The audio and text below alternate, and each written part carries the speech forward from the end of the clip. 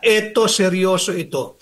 Yung drug addiction testimony given by no less than the presidential sister, hindi natin pwedeng sabihin isang basta't ipagsantabi ito. Ang haba nung simula ng kwento Bata pa lamang kami.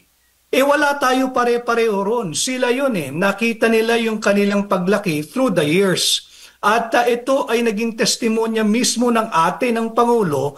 Hindi natin pwedeng isang tabi ito. Kaya, alam mo, so if you really would want to put an end to it, sumailalim ka na doon sa hinihingi ng mamamayang Pilipino. Na yung drug addiction is not just a criminal offense, but a mental health issue, a brain disorder, neurological, because it involves a functional changes in the brain circuits involved in reward, in stress, and self-temperament. So kinakailangan ito seryosohin ng mamamayang Pilipino.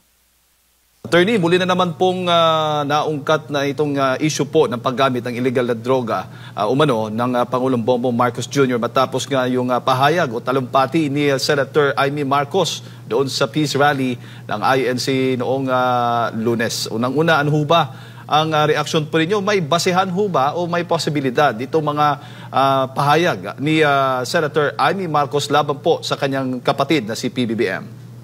Let me be very clear from the start. Naririnig ko sa balita kanina bago niyo ko in-interview ngayon, yung salitang destabilizer, yung mga A1 information, intelligence, it has been used, that term has been used and abused many times. Ad nauseam, yung paggamit dyan, loosely na. So gawin natin ganito. Ayokong makialam sa bangayan at away ng kanilang pamilya. Pero yung issue ng corruption is in itself very destabilizing. Sinundan pa ng issue ng drug addiction, which is more. It will cause more destabilization in the way governance is being handled by the present administration. Kaya hindi pwedeng isang tabi yung issue pareho ng corruption at drug addiction na mismo. Yung presidential sister ang hindi ko alam kung paano natin tamang i-describe ito Is it an allegation? Is it an accusation? Or is it a testimonial given before millions of Filipinos there in Luneta the other day? So, babalik tayo doon sa sinisigaw ng maraming Pilipino. Hindi ng kritiko ng mga Pilipino. Paano ba namang sumailalim sa isang open, fair, transparent and credible hair follicle drug test? Bakit? Invoke natin ang Article 3, Section 7 ng ating saligang batas. Yung karapatan ng mga Pilipino, the right of the people to information on public concern shall be recognized. Public concern yan. Bakit?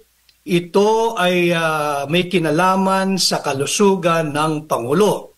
Nabanggit ang kalusugan ng Pangulo, tumungo tayo sa Article 7, Section 12 ng ating saligang batas muli. Para lang klaro tayo rito. Lahat ng pinag-uusapan natin ay naaayon sa saligang batas. Ano ang sinasabi ng Article 7, Section 12? When in case of serious illness of the President, the public shall be informed of his state of health. Now, para malaman natin kung gaano kaseryoso o ano ba yung lagay ng kalusugan ng Pangulo dahil sa, ulitin ko aligasyon, akusasyon o testimonya ng kanyang sariling kapatid, kinakailangan tugunin ang panawagan ng mamamayang Pilipino na sumailalim sa isang open, fair, transparent, and credible hair follicle drug test. Opo.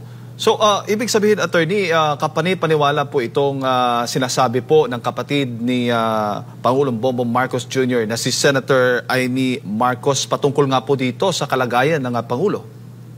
As to the level of the veracity, there is only one way of proving or disproving it.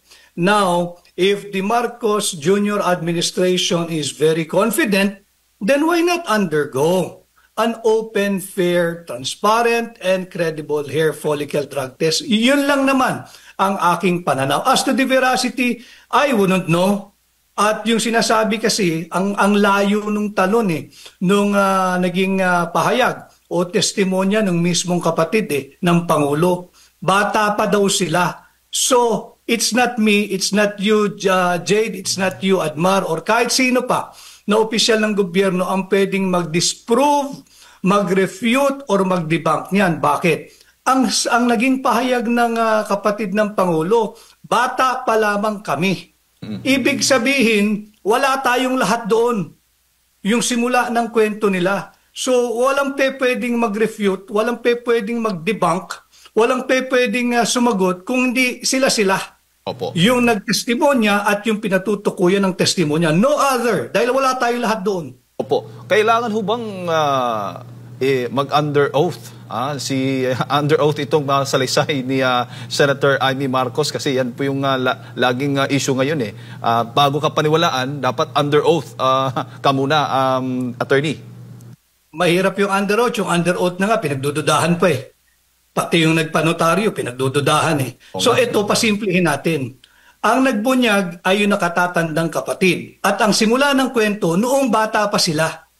Ang haba ng kwentong yan. Noong bata pa sila at base dun sa kanya naging payag, tila hanggang ngayon. So anong dapat gawin? Sumailalim sa isang open, fair, transparent, and credible hair follicle drug test. Diyan lamang matitigil yan. Jade at Admar. Opo. Dahil kung hindi patuloy na mabubuhay at nagkaroon ng sariling buhay ang istoryang yan So if you really would want to put an end to it, sumailalim ka na doon sa hinihingi ng mamamayang Pilipino. Kung sakali lang naman, totoo yung alegasyong ito, attorney, ano ba ang legal na implikasyon nito? Impeachable offense po ba ang tawag po dyan? Well, pwede nating gamitin yung Article 7, Section 11 of our Constitution, maaaring gamitin na maaaring lumiham ang Pangulo na meron siyang temporary incapacity to govern, so he will take a leave and pass on the baton of leadership to the Vice President to be the acting President. Susulat ka sa Senate President, susulat ka sa Speaker of the House. Maaring gamitin yung Article 7, Section 11 of our Constitution. That's why, before we even think of how to operationalize Article 7, Section 11, tingnan muna natin yung Section 12 of the same article, Article 7, that in case of serious illness of the President, the public shall be informed of his state of health. Now, why is there a need to stress serious illness? Because in a case that was just decided this year, I think May of 2025, in Solomon versus City Government of Muntinlupa, and this was penned by Senior Associate Justice Marvic Leonen, sinabi doon na yung drug addiction is not just a criminal offense, but a mental health issue, a brain disorder, neurological, because it involves a functional changes in the brain circuits involved in reward, in stress, and self-temperament. So kinakailangan ito seryosohin ng mamamayang Pilipino. Opo. Attorney, sa tingin mo ba, may mga pagdating po sa check-up, medical check-up o pagdating sa security nga ng Pangulo, may regular bang medical check-up o security protocol sa isang Pangulo na maaaring magpapatunay na hindi siya gumagamit ng ipinagbabawal na gamot? I think so. Lahat naman tayo Meron naman tayong, if our budget, especially tayong nasa private sector, kung kakayanin ng budget, sinisikap natin, hindi ba?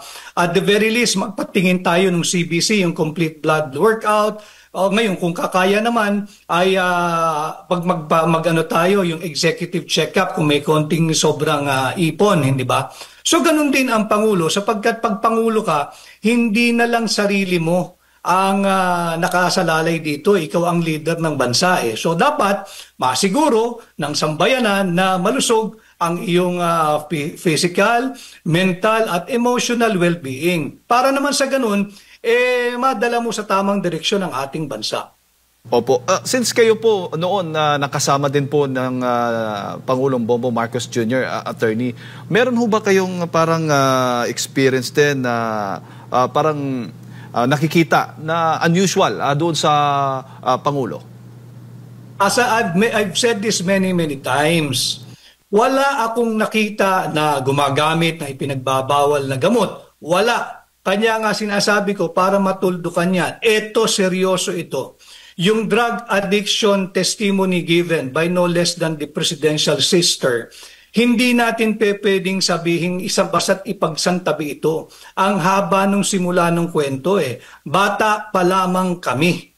Wala tayo pare-pareho ron. Sila yun Nakita nila yung kanilang paglaki through the years. At ito ay naging testimonya mismo ng ate ng Pangulo. Hindi natin pwedeng isang tabi ito. Kaya alam mo, napaka-seryoso ng dinadala ng ating bansa.